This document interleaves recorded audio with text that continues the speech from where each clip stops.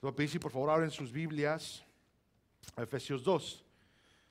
Poniéndonos de pie, abren sus Biblias en Efesios capítulo 2, la epístola a los Efesios. Un amén cuando ya lo tengan, hermanos.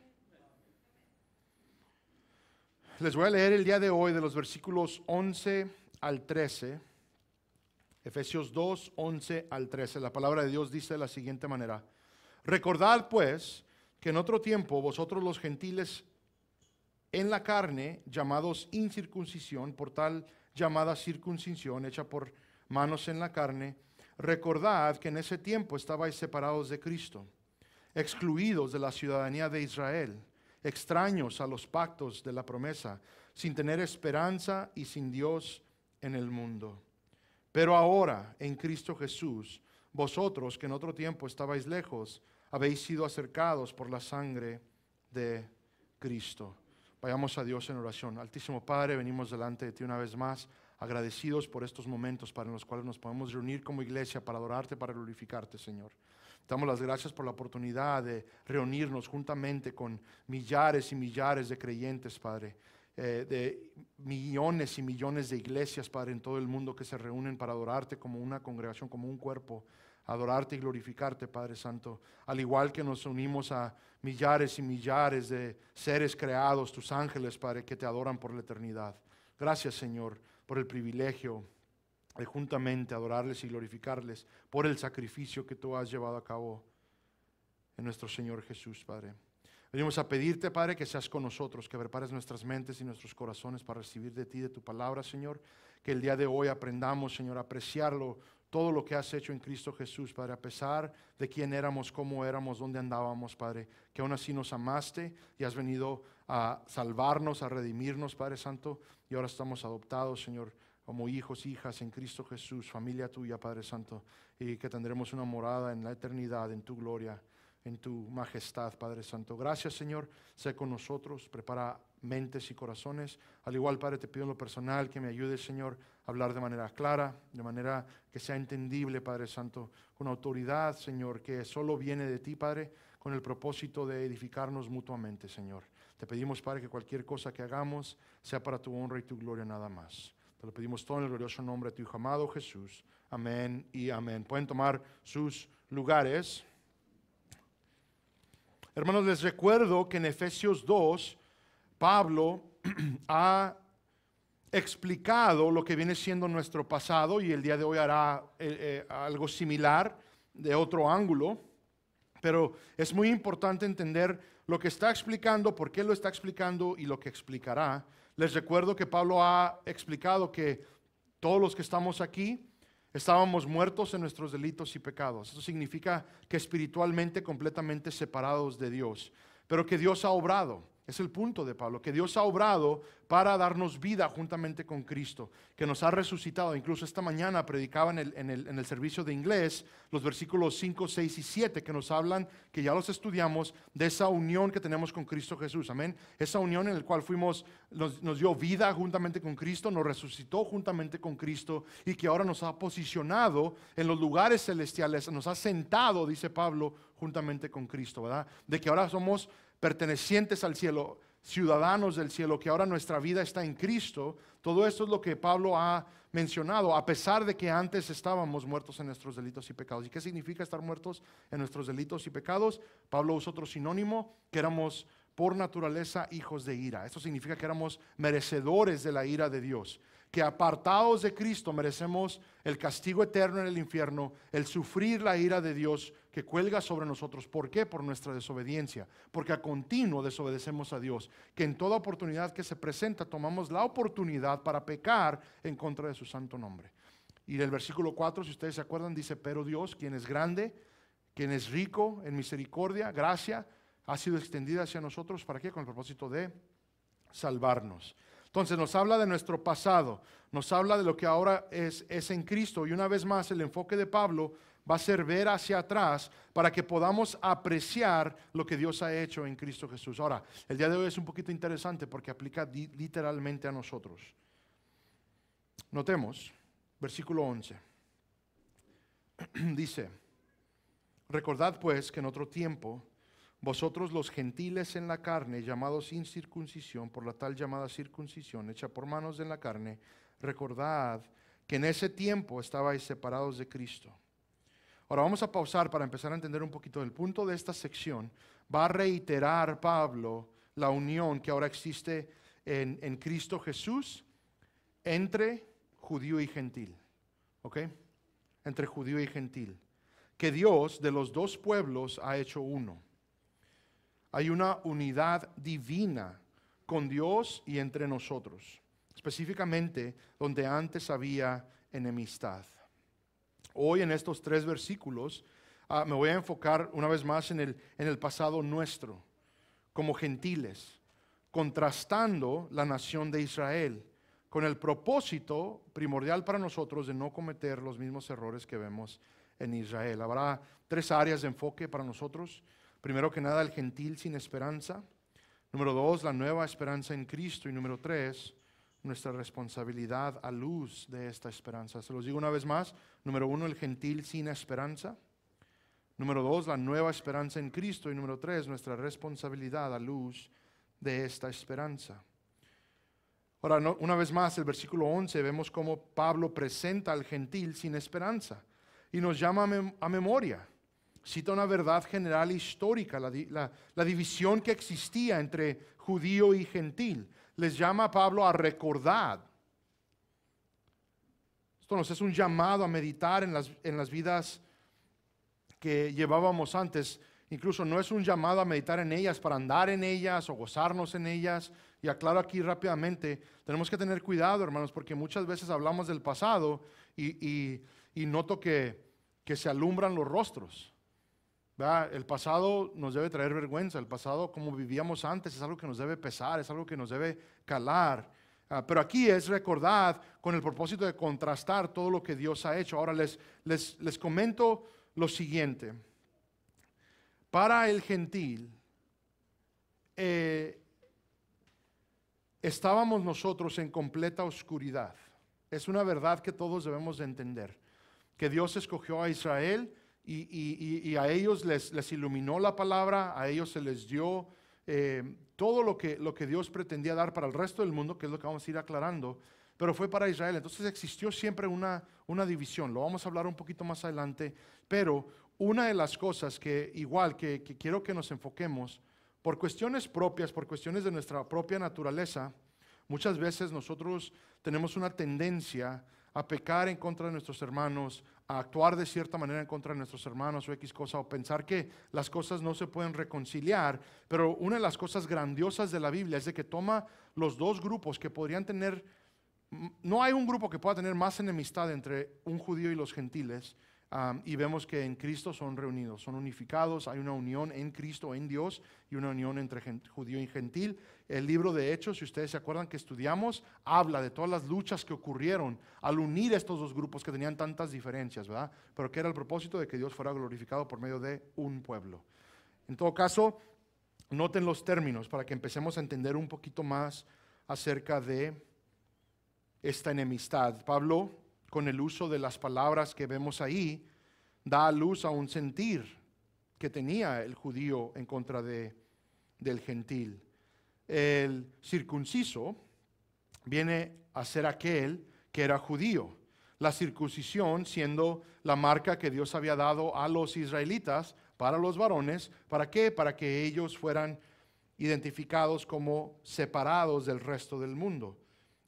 Esa circuncisión era la señal del pacto, de una nación apartada para Dios. Igual noten el lenguaje de Pablo que nos empieza a aclarar un poquito más todo esto. Dice la tal llamada circuncisión, como sarcásticamente, como que minimizando el título.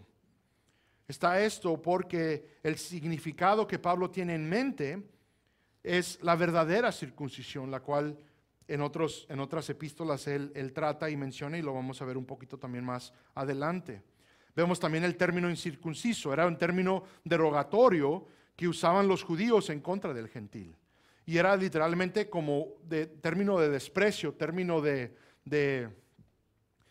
para señalar la inmundicia del gentil.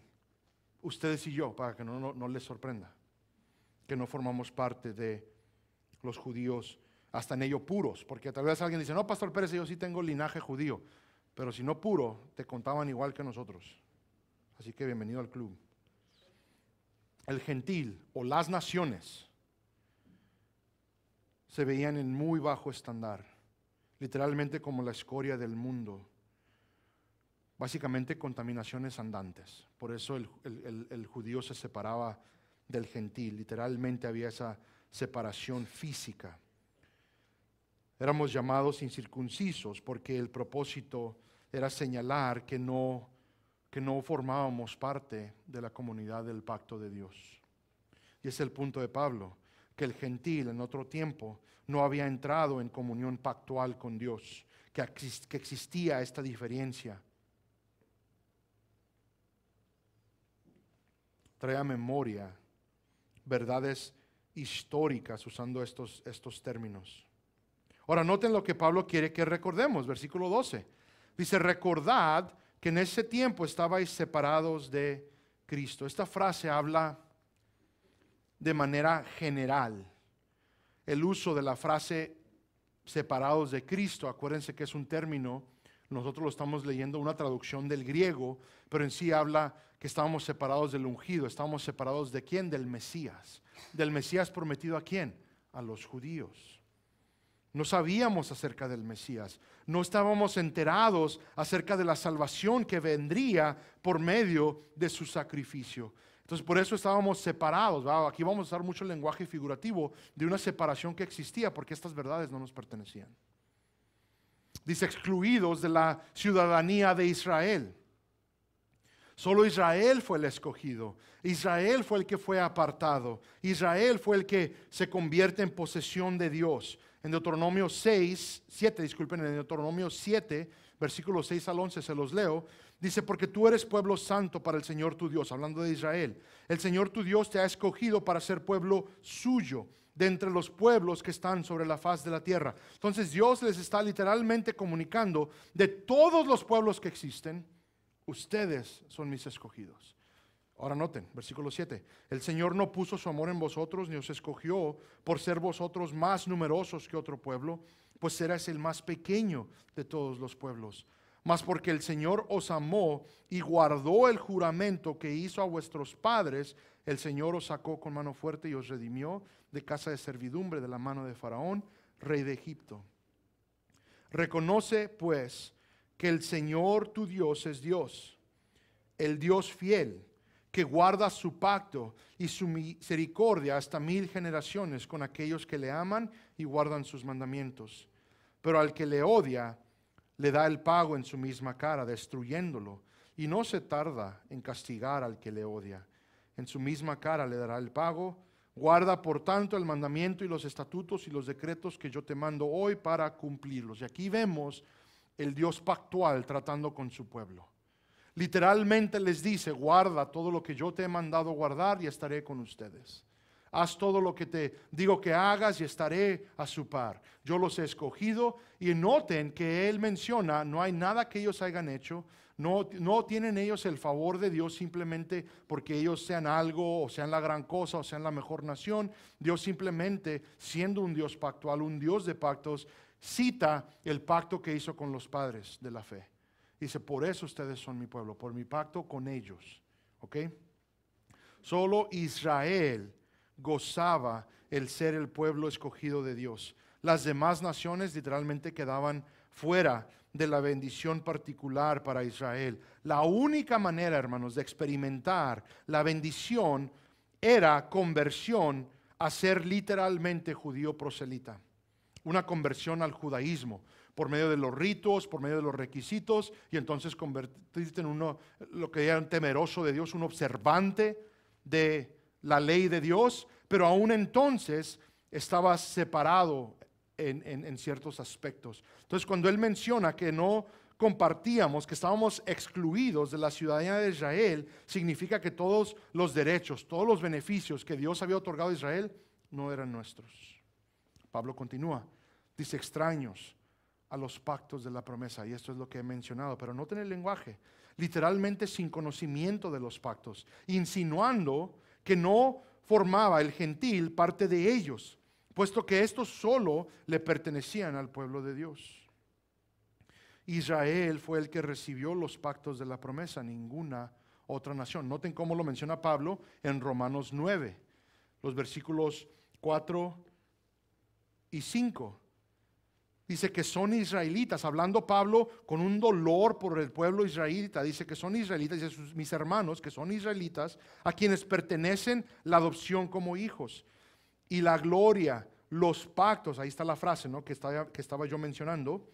Y de quienes, disculpen, la promulgación de la ley y el culto y las promesas, de quienes son los patriarcas, de nuevo citando aquí como vimos en Deuteronomio, y de quienes según la carne procede el Cristo, el cual está sobre todas las cosas, Dios bendito por los siglos, amén. Entonces de ellos son los pactos de la promesa pertenecían al pueblo de Israel. Y luego dice el gentil, una vez más, Efesios 2, dice sin tener esperanza. Literalmente reiterando que todo gentil, estábamos sin esperanza. No había conocimiento de la salvación que existía en Dios. Ahora quiero aclarar que no teníamos el conocimiento de la esperanza, pero siempre hubo esperanza para todo el mundo, solo que no se comunicó. El judío, en vez de ser bendición a las naciones, en vez de ser bendición al mundo entero, se enorgullece por ser elegido el pueblo de Dios y se aislaron del resto del mundo. Entonces, en vez de tomar su elección como un llamado a ser luz para el mundo, vieron al mundo en tinieblas y prefirieron mantenerse la luz para ellos mismos. En todo lo que vemos es de que hay un estado verdaderamente triste para el gentil, para ustedes y para mí. Ahora noten lo peor de todo. Y sin Dios en el mundo, dice Pablo a los Efesios. La palabra aquí literalmente en el griego es ateo, sin Dios. Ahora, la realidad de la frase, no estamos hablando de que como gentiles no teníamos dioses. No había Dios en nuestra vida. Absolutamente lo había. Solo que está haciendo referencia a no tener al Dios verdadero. El Dios verdadero, el Dios de Israel, el Dios que es fiel, el Dios todopoderoso, el Dios creador de todas las cosas, el anciano de días, no nos pertenecía a nosotros. No lo teníamos. Nosotros íbamos detrás de otros dioses. Nosotros todo lo que mirábamos, que no podíamos explicar, todo lo que era de belleza, de que debería apuntar al Dios verdadero, creábamos un Dios en sí. Adorábamos toda clase de dioses. Si ustedes se acuerdan, estudiamos el libro de Hechos, si ustedes se acuerdan que cuando llega Pablo a Grecia, cuando llega a Atenas, tanto era la religiosidad de los griegos que vemos que adoran al Dios desconocido. Significa que por si las dudas, por si les faltó adorar a un Dios, tenían su altar para cubrirse y asegurarse que han adorado a todo Dios que pudiera existir. Entonces no es cuestión de que no teníamos dioses. El punto de Pablo es de que estábamos sin Dios, sin el Dios verdadero. Dioses nos sobraban. Versículo 13. Pero ahora, en Cristo Jesús, vosotros que en otro tiempo estabais lejos, habéis sido acercados por la sangre de Cristo. Aquí vemos nuestra nueva esperanza en Cristo. Notemos otro de esos peros hermosos. Ahora, hermanos, notemos lo que ha ocurrido. Pablo nos ha traído a memoria el estado del gentil, ustedes y yo, las naciones, sin información correcta, sin ninguna esperanza, sin el pacto de Dios, sin Dios mismo como Dios nuestro. Señala a Israel como el pueblo elegido, señala al judío como aquel que ha recibido, como dice Romanos 9, los oráculos de Dios, la ley de Dios, todo lo que Dios había revelado fue al judío. Nos recuerda en Cristo, nosotros los que estábamos lejos, los que estábamos separados, excluidos, que éramos extraños, que estábamos sin esperanza y sin Dios. Todo eso es lo que ha mencionado en estos 3 versículos. Ahora hemos sido acercados por el sacrificio de Jesucristo en la cruz del Calvario. Todo lo que antes era cierto, hermanos, ahora ha sido reversado. ahora ha sido todo trastornado, todo se ha volteado. Notemos, bíblicamente, tratemos con lo que Pablo ha mencionado como realidades. Dice que estábamos separados de Cristo. Y ahora nos ha él mencionado en Efesios 1 y 2 que esa separación ya no es más. Que ahora ya no estamos separados de Cristo. Incluso Pablo dice que estamos en Él, que estamos en Cristo. Noten Gálatas 2:20. Dice, con Cristo he sido crucificado y ya no soy yo el que vive, sino que Cristo vive ¿en dónde? En mí. Esto nos habla de que no hay ninguna separación, de que ahora estamos en Cristo Jesús. Dice, la vida que ahora vivo en la carne, la vivo por fe en el Hijo de Dios, del cual me amó y se entregó a sí mismo por mí. Ya no estamos excluidos de la ciudadanía de Israel. Ahora somos el verdadero Israel, el pueblo de Dios, ciudadanos del cielo. Noten lo que dice Romanos 2, 25 al 29. Y aquí muy importante entender lo que es la circuncisión y la incircuncisión y lo que es la circuncisión verdadera, la espiritual. Romanos 2, les leo el versículo 25 al 29. Dice, pues ciertamente la circuncisión es de valor si tú practicas la ley.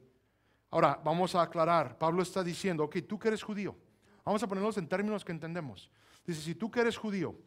Ahora, espérense. Acuérdense que en el capítulo 2, Pablo está hablando a los maestros de la ley, y los está injuriando. ¿Por qué? Dice, tú que dices que no se cometa adulterio o adulteras. O sea, básicamente hablando de que de nada importa que ellos traten de enseñar la ley a los demás si ellos mismos transgreden en contra de ella. Ese es el punto de Pablo en el capítulo 2. Pero noten por qué. Entonces dice, pues ciertamente la circuncisión es de valor si tú practicas la ley. ¿Qué está diciendo? Tu judaísmo, tú que eres judío, tú que eres el pueblo elegido por Dios, dice, solo te beneficia si practicas la ley. Ahora, esa frase indica una perfección, de que cumplas la ley a la perfección. Noten, pero si eres transgresor de la ley, tu circuncisión se ha vuelto incircuncisión. Entonces, literalmente, Pablo le está diciendo al judío, espérate. Tú que te crees tan santo, tú que te crees tan recto delante de Dios. Si tú eres perfecto en todo lo que la ley pide de ti, perfecto. Dice, pero si transgredes la ley, si tú hay falla en ti en contra de la ley, ¿qué dice? Eres igual que el gentil. Te has vuelto incircunciso, ¿verdad? Dice, por tanto, si el incircunciso cumple los requisitos de la ley, ¿no se considera su incircuncisión como circuncisión? Entonces, de nuevo, hablando del requisito, del recto, del que literalmente lleva a cabo lo que Dios pide, literalmente dice, ahora, si un gentil cumple toda la ley, eso es lo que a él le beneficia y se convierte en el que ha sido circuncidado, ¿verdad? 27. Y si el que es físicamente incircunciso guarda la ley, no te juzgará a ti, que aunque tienes la letra de la ley, y eres circuncidado, ¿eres transgresor de la ley? Y aquí está, porque no es judío el que lo es exteriormente, ni la circuncisión es la externa en la carne, sino que es judío el que lo es interiormente. La circuncisión es la del corazón por el Espíritu, no por la letra. La alabanza de la cual no procede de los hombres, sino de Dios. ¿Qué explica Pablo? Literalmente Pablo hace el caso que lo único que importa es de que el Espíritu haya circuncidado nuestro corazón. ¿Y qué es el significado de circuncidar el corazón? Fe en Cristo. Va a proceder Pablo a explicar en los capítulos 3, 4 y 5 acerca de lo que es esta fe. ¿Qué es el punto de Pablo? Que ahora ya no estamos excluidos de la ciudadanía de Israel, sino que ahora somos ciudadanos del verdadero Israel, del pueblo que Dios ha adquirido para sí mismo, que ha circuncidado su corazón por medio del Espíritu. Literalmente Pedro menciona lo mismo. Este es el significado de lo que Pedro menciona, primera de Pedro capítulo 2, 9 y 10. Sé que todos lo conocemos, sé que tal vez muchos lo recitamos, encontramos mucho ánimo en ello, pero noten ahora en el contexto de lo que hablamos, dice, pero vosotros sois linaje escogido. Hablando a creyentes, hablando a aquellos que han puesto su fe en Cristo Jesús. Real sacerdocio. Noten, nación ¿qué? Santa, nación apartada. El cumplimiento de todo lo que Dios requiere en Deuteronomio 6, Deuteronomio 11. Todo lo que a continuo le pide a la nación de Israel de que sean apartados, de que sean santos. Pedro dice que en Cristo ustedes y yo somos esa nación apartada. nación santa, pueblo adquirido para posesión de Dios, a fin de que anunciéis las virtudes de aquel que os llamó de las tinieblas a su luz admirable. Noten, versículo 10. Pues vosotros. ¿Y a quién está hablando? A Roma, ¿verdad? A la iglesia en Roma. Pues vosotros en otro tiempo no eras pueblo, pero ahora sois el pueblo de Dios. Lo repito, hermanos, pero ahora sois el pueblo de Dios. No un pueblo de Dios, no otro pueblo de Dios. No es de que ahora Dios tiene dos pueblos. Dios tiene ¿cuántos pueblos? Un pueblo. Ahora dice, en Cristo, ustedes son pueblo de Dios.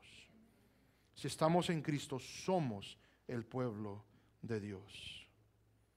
No habéis recibido misericordia, pero ahora habéis recibido misericordia. Y es el mismo punto de Pablo en Efesios 2. Ya no somos también extraños a los pactos de la promesa. En Cristo Jesús el pacto ve su cumplimiento literalmente en nosotros, los que hemos creído en el glorioso evangelio. Noten lo que Pablo dice acerca de toda promesa en Cristo. En 2 Corintios capítulo 1:20 dice, pues tanto como sean las promesas de Dios. Hablando de todo lo que Dios había prometido, hablando del pacto de Dios, hablando de todo lo que Dios iba a cumplir por medio de la ley, los profetas, los salmos. Pablo le dice a los corintios, en Él, o sea, en Cristo, todas son sí. Por eso también por medio de Él, amén, para la gloria de Dios por medio de nosotros. ¿Qué está explicando? Que en Cristo toda promesa para el pueblo de Dios es sí en Cristo, que todo encuentra su cumplimiento en Cristo, todo encuentra el cumplimiento en el pueblo de Dios que ha sido adquirido para posesión propia. Toda promesa ahora que había sido hecha en Cristo ha sido cumplida. Y ahora, cuando antes no teníamos esperanza, lo leemos cada domingo, ahora tenemos una esperanza viva. Primera de Pedro, capítulo 1, versículo 3 al 5. Bendito sea el Dios y Padre de nuestro Señor Jesucristo, quien según su gran misericordia nos ha hecho nacer de nuevo ¿a qué? A una esperanza viva. Hermanos, cuando antes, dice Pablo, no teníamos esperanza, Pedro y Pablo también lo dice igual. La Biblia ahora nos indica que ahora en Cristo hemos obtenido vida nueva a una esperanza viva. Hemos nacido de nuevo a una esperanza viva mediante la resurrección de Jesucristo entre los muertos, para obtener una herencia incorruptible, inmaculada y que no se marchitará, reservada en los cielos para vosotros que sois protegidos por el poder de Dios mediante la fe, para la salvación que está preparada para ser revelada en el último tiempo. Por último, los que estábamos sin Dios, aquellos ateos del cual menciona Pablo, ahora hemos llegado a ser parte de su familia, íntimamente ligados a Dios por medio de Cristo, nuestro Señor. Noten lo que dice el apóstol Juan, 1 de Juan capítulo 3, 1 al 2. Mirad cuán amor nos ha otorgado el Padre para que seamos llamados hijos de Dios, y eso somos. Por esto el mundo no nos conoce, porque no le conoció a Él. Amados, ahora somos hijos de Dios, y aún no se ha manifestado lo que habremos de ser, pero sabemos que cuando Él se manifieste, seremos semejantes a Él, porque le veremos como Él es. Y ahí una promesa más, de que ahora, siendo hijos, hijas de Dios, nos espera la gloria de Dios. Pablo habla de ello en Romanos 8. Ahora, hermanos, esto va a ser el enfoque de Pablo en esta sección, lo que aún resta, que literalmente de los dos pueblos se ha hecho uno. Y aclaro, hermanos, que el punto de Pablo es señalar la realidad de las cosas para que podamos apreciar el presente en Cristo Jesús. Agrego que Pablo aclara para todos que el plan de Dios siempre fue esta unión divina. Esto no es nuevo, hermanos. Yo sé que hay hermanos que apreciamos, hermanos que queremos, pero que sin cuidado argumentan que por el rechazo del pueblo de Israel, Dios tuvo que sacar el plan B, y que ahora nosotros somos incluidos por ello. de que ahora nosotros somos el plan B, las obras, ¿verdad? De que porque Israel rechazó a su Mesías, ahora nosotros tenemos entrada. Pero aclaro, hermanos, que el plan de Dios nunca ha cambiado, que siempre fue el plan de Dios, que el gentil fuera incluido en el plan de Dios. Ese será el enfoque de Pablo en esta sección. Les recuerdo que al leer Hechos, al haberlo estudiado, una de las cosas que inmediatamente se nos comienza a hacer claro es de que los apóstoles empiezan a entender lo que ellos llaman frecuentemente este misterio, de que de los dos pueblos seríamos uno. Es aquí donde es muy importante analizar lo que tiene por significado el ser escogido el pueblo de Dios. Porque tenemos el ejemplo de Israel, el pueblo escogido de Dios. Tenemos su ejemplo y tenemos el ejemplo de cómo vivieron. Y tenemos el ejemplo de cómo ellos mismos, por juicio de Dios, por su rebelión, por su desobediencia, fueron cegados a estas promesas. Alguien ha dicho muy sabiamente: el que ignora la historia está condenado a repetirla. ¿A qué me refiero? Bueno, primero vamos a aclarar que el estado del hombre siempre fue el mismo, seas judío o gentil. También aclaro porque muchas veces pensamos, no, es que Israel es el pueblo de Dios, como casi sinónimo de que ellos son salvos. Esto es garantizado. Noten lo que dice Pablo, Romanos 2, versículo 11 y 12, de nuevo en el mismo contexto. Dice: en Dios no hay acepción de personas. El único que hizo acepción, ¿qué fue? Fue el judío. Bueno, y todos nosotros. Les recuerdo, hermanos, si solo estudiamos la historia, toda nación en poder, y ocurre también el día de hoy, se ha creído suprema a los demás. En el tiempo de Cristo, los romanos. Antes de ellos, los griegos. Y pueden seguir sucesivamente de los dos lados, todo imperio. Pero ¿qué dice Pablo? Una verdad general, que en Dios no hay acepción de personas. Que el judío se crea mejor que los demás, eso es de judíos y no de Dios.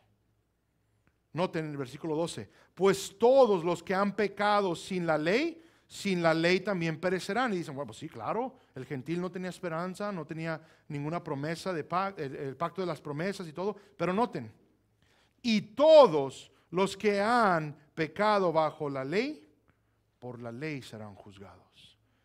El estado del hombre era igual. Pecas en contra de Dios, te enfrentas al juicio de Dios. Todos pecadores. Pero esperanza en Dios por medio de la salvación que cumpliría el ungido, el Mesías. Y aquí lo importante, de que la promesa siempre fue para todo el mundo. La promesa inicial del Evangelio, la promesa inicial de la simiente que bendeciría a todo el mundo, ¿en dónde se encuentra, hermanos? Cuando primero se nos revela el Evangelio. Génesis 3. A la mujer se le da a entender que su simiente, que por medio de ella vendría el Salvador del mundo. No el Salvador de los judíos, el Salvador del mundo. El pueblo judío no existía aún. Y noten, Génesis 22, 18. Hablando Dios a Abraham: en tu simiente serán bendecidas todas las naciones de la tierra, porque tú has obedecido mi voz. El padre Abraham encuentra favor de Dios por su fe en Dios y le da el pacto de la promesa suprema de bendición a todo el mundo. ¿A qué hace referencia? A su simiente. ¿Quién es él? El Cristo. Noten Isaías 42, se los leo 6 al 7. Yo soy el Señor, en justicia te he llamado, te sostendré por la mano y por ti velaré. Y te pondré como pacto para el pueblo, como luz para las naciones. Para que abras los ojos a los ciegos, para que saques de la cárcel a los presos y de la prisión a los que moran en tinieblas. Ahora entiendan lo que está ocurriendo, que por medio del profeta Isaías hay un pacto renovado, un pacto que continúa. Vemos la fidelidad de Dios hacia el pueblo escogido de Israel y su propósito.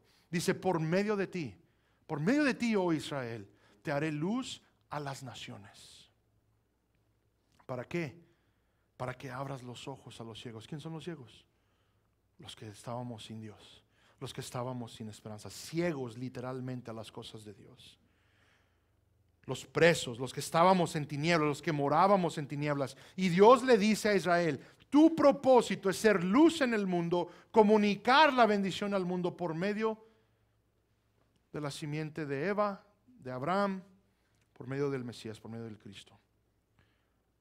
Noten cómo menciona clarísimamente Pablo a los Romanos capítulo 4. Noten que Pablo toca los mismos temas. Romanos 4, 9 al 12 dice: ¿es pues esta bendición solo para los circuncisos o también para los incircuncisos? Porque muchos podrán argumentar: no.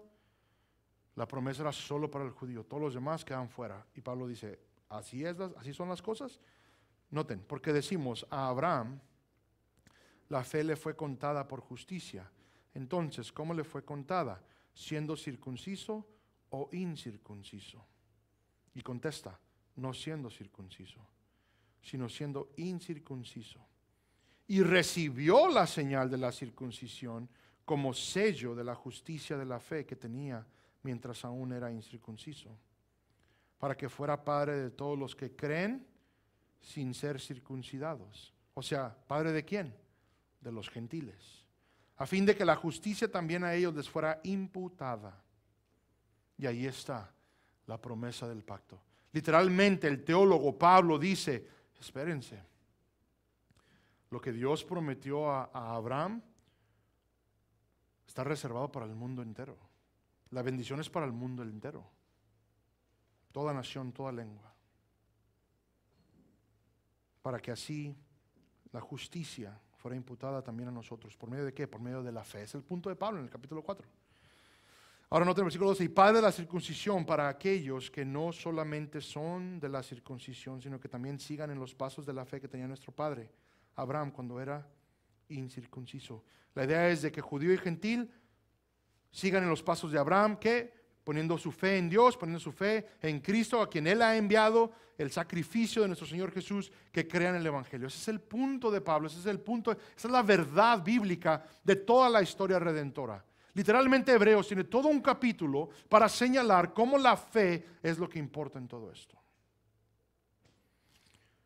¿Qué hacemos entonces con el judío que fue escogido por Dios? Tenemos que hacernos la pregunta, entendiendo que ahora ustedes y yo somos el pueblo de Dios. ¿Qué hizo los judíos cuando eran el pueblo de Dios? El judío se jactó de su elección. Se enorgullecieron de que Dios los escogió para hacer luz a las naciones, y en torno mantuvieron a las naciones en tinieblas. No resplandeció la luz por medio de Israel. Tanto fue su orgullo y su confianza en su elección que se convirtieron en un pueblo desobediente, confiando en su elección y no en el Dios que los escogió.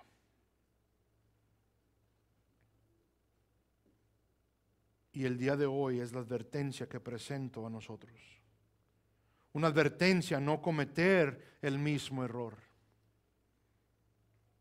Les aclaro, hermanos, lo que es nuestra responsabilidad a luz de esta esperanza, nueva esperanza, esperanza viva que ahora tenemos en Cristo Jesús.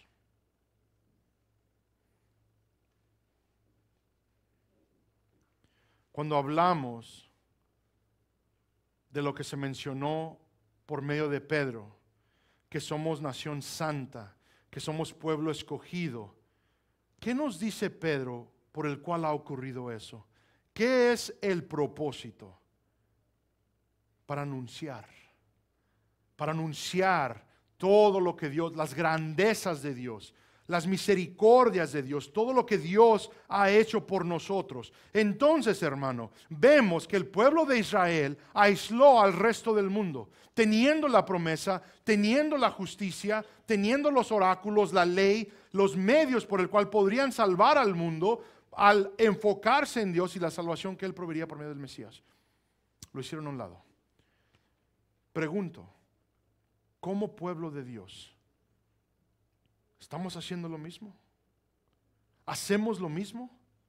Tenemos por responsabilidad como pueblo de Dios ser luz al resto del mundo. ¿Qué hacemos con ello? ¿Qué ocurre cuando consideramos a los de afuera? Tal vez pensamos como el judío. Son enemigos. Escoria de la sociedad. Mira cómo piensan, mira cómo actúan, mira las cosas que hacen. A continuo en contra de nosotros, a continuo obran en contra de nuestro Dios, formulan leyes que van en contra de nuestra fe, formulan todo que está en contra para hacernos la vida imposible como cristianos. ¿Es nuestra opinión? Me temo que basado en las conversaciones, lo que escucho, lo que leo, así es. Se nos olvida que en otro tiempo ahí estábamos juntamente con ellos. Qué conveniente que se nos ha olvidado de que ahora que hemos llegado a luz, que nosotros antes éramos parte de las tinieblas. Qué conveniente que alguien tuvo el amor por nosotros para llamarnos a fe, para llamarnos a arrepentimiento, para señalar nuestro error. Y ahora no queremos nosotros. Porque me da vergüenza, porque me incomoda, porque qué dirán.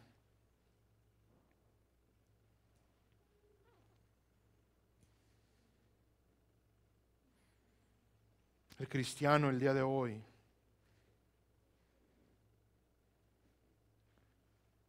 especialmente el cristiano americano, ustedes y yo, tenemos un sentir de superioridad sobre todos. Decimos lo correcto, hacemos lo correcto, creemos lo correcto. Se nos olvida que todo es por Dios. Si no fuera por Dios, hermanos, seguiríamos igual. No nos cruce por la mente pensar, no, pastor, yo soy diferente.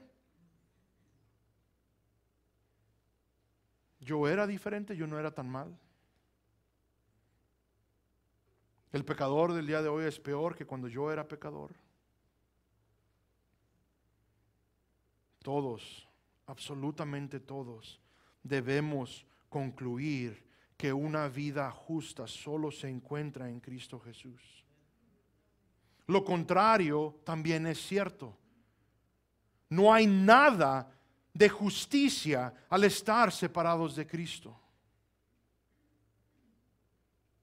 La Biblia dice que una vida sin Dios se ve igualita como la vida que vemos en todos a nuestro alrededor que no tienen a Dios. Y se ve igualita la vida que llevábamos antes de estar en Cristo, hermanos.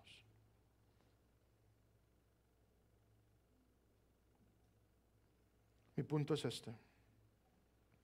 El judío se jactó de su elección. Mi anhelo, lo que quiero comunicarles es de que la elección de Dios, de que el día de hoy absolutamente tengamos orgullo de haber sido elegidos, tengamos un satisfacer en la verdad de que hemos sido elegidos, pero que no nos lleve a aislar al resto del mundo. Que nos humille, porque no hicimos nada para merecerlo. Que nos sobrevenga una humillación para tener una perspectiva correcta hacia los de afuera. Hermanos, sabemos, no hay duda alguna, sabemos que van al infierno sin Cristo. Sabemos que enfrentarán como enemigos al Dios de los ejércitos, apartados de Cristo. Sabemos que su juicio viene pronto, que la santa ira de Dios lloverá sobre ellos, los consumirá. ¿Qué es nuestro sentir? Que se pudran.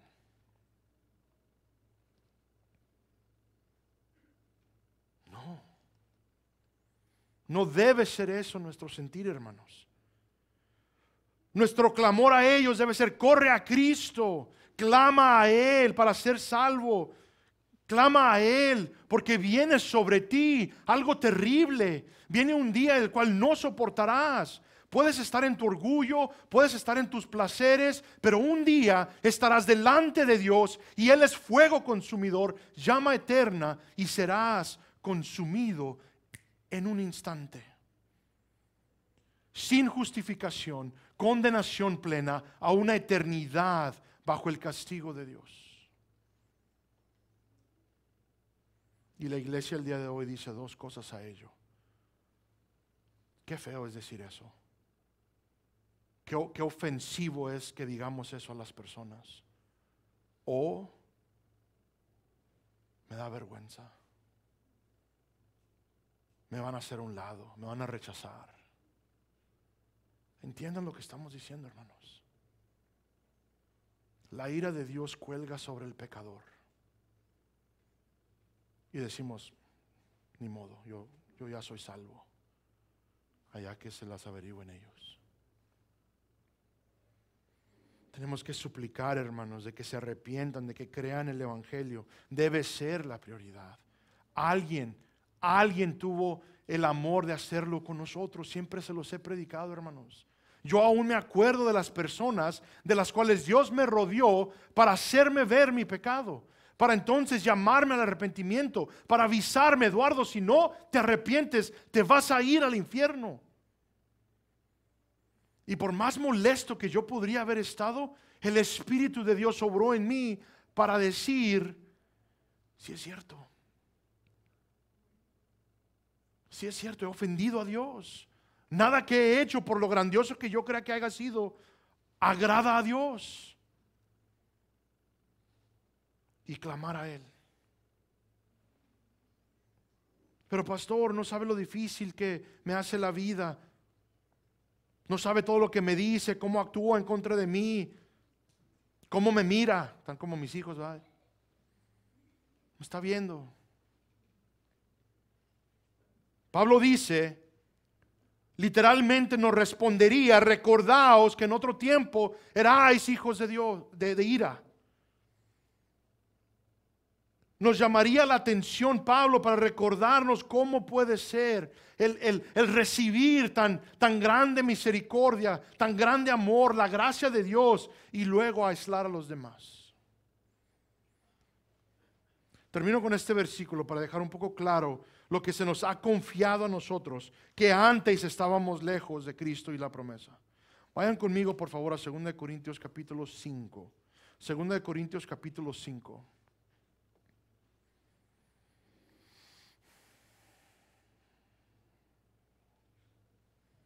Versículo 11 al 21 se los leo. Por tanto, conociendo el temor del Señor, persuadimos a los hombres, pero a Dios somos manifiestos, y espero que también seamos manifiestos en vuestras conciencias. No nos recomendamos otra vez a vosotros, sino que os damos oportunidad de estar orgullosos de nosotros, para que tengáis respuesta para los que se jactan en las apariencias y no en el corazón.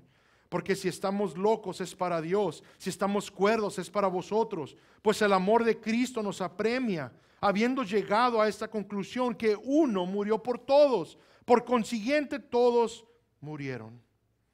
Y por todos murió, para que los que viven, ustedes y yo, ya no vivan para sí, sino para aquel que murió y resucitó por ellos. De manera que nosotros de ahora en adelante ya no conocemos a nadie según la carne. Ya no importa el pasado. Aunque hemos conocido a Cristo según la carne, sin embargo, ahora ya no le conocemos así. Este es el significado del versículo 17. De modo que si alguno está en Cristo, nueva criatura es. Las cosas viejas han pasado. Ya nada de lo que ha ocurrido importa. Ya aquí son hechas nuevas. Y todo esto procede de Dios, quien reconcilió consigo mismo por medio de Cristo y nos dio el ministerio de la reconciliación. Noten, hermanos, desde el 18 en adelante, subrayenlo, háganlo la meta de su vida. Todo esto procede de Dios, quien nos reconcilió consigo mismo. Entonces Dios nos ha traído a fe, nos ha reconciliado, y al reconciliarnos, nos dice Pablo, nos ha dado el ministerio de la reconciliación, para que por medio de Dios los demás también sean reconciliados. Noten, nos dio el ministerio de la reconciliación, versículo 19, a saber que Dios estaba en Cristo reconciliando al mundo consigo mismo, no tomando en cuenta a los hombres sus transgresiones. Noten, Dios no ha tomado en cuenta tu transgresión y la mía, porque en Cristo han sido tratadas. No fue lo que se basó, sino en el amor, en la gracia, en la misericordia que extendió hacia nosotros. Y nos ha encomendado a nosotros la palabra de la reconciliación. Ese es el glorioso evangelio. Por tanto, somos embajadores de Cristo. ¿Qué es un embajador, hermanos? El representante, el que va a otra nación para traer, para llamar, para dar las nuevas, para literalmente traer reporte, para representar, como representante del Rey de Reyes. Eso ustedes y yo somos. Ahora noten, por tanto, somos embajadores de Cristo, como si Dios rogara por medio de nosotros. Siempre me ha impactado esa frase. Por medio de su iglesia, Dios ruega al mundo: ven a mí. Como si Dios rogara por medio de nosotros: en nombre de Cristo os rogamos. Aquí se une Pablo a ese ruego, en desesperación dice: reconciliaos con Dios. Y tenemos el glorioso versículo 21: al que no conoció pecado, le hizo pecado por nosotros, para que fuéramos hechos justicia de Dios en él. Por lo que Cristo hizo en nosotros, a pesar de quién éramos, busquemos ser luz en este mundo de tinieblas, implorando a todos que corran a Cristo en arrepentimiento y fe. Te pregunto, cristiano, ¿qué opinan de ti tus vecinos? ¿Qué opinan de ti tus familiares? Puede que tengan opiniones negativas porque tal vez has tratado de vivir piadosamente, y gloria a Dios por ello, eso es inevitable. Dios tiene que obrar ahí. Pero hermanos, si hemos, como decimos en inglés, quemado puentes, ¿verdad? Si hemos cerrado la puerta a los familiares, a los vecinos, por nuestra conducta incorrecta, por cómo los tratamos, por cómo pensamos acerca de ellos, estamos mal, hermanos. Necesitamos arrepentirnos. Que ellos vean en nosotros, ¿qué? Una súplica por sus almas. Amar verdaderamente como fuimos amados, hermanos. Mi punto el día de hoy es simplemente que no actuemos siendo pueblo de Dios como actuó el pueblo escogido de Dios, los israelitas. Que en cambio en nosotros exista un fervor por apuntar a todos a Cristo. Amén.